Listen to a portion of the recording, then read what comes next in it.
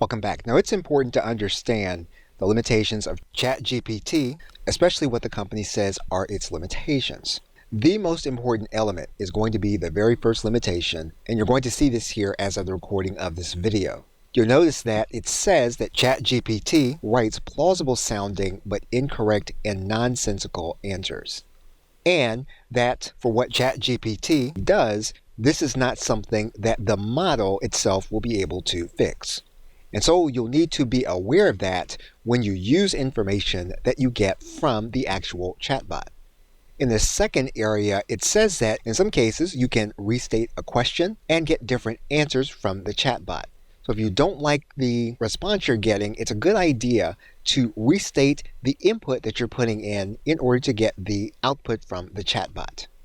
The third bullet point openly states that the open chatbot can use more words than it should, and in some cases will overuse certain phrases.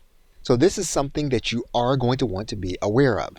Another very important element to the information that you're getting back from the chatbot is the fact that ideally you would want the chatbot to ask you clarifying questions. However, what the model does is it assumes what you intended. So again, that's very important for you to understand when you're getting the information from the chatbot.